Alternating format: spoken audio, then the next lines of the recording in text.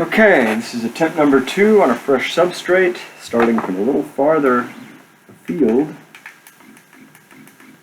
on the aluminum oxide this time, using 1.7 millimeter diameter copper wire at 30,000 RPM with an X to Z feed ratio, X to Z feed distance ratio of 80, and a total surface feed rate of 75 millimeters per minute, as the last one was suffering from severe overheating and oxidation.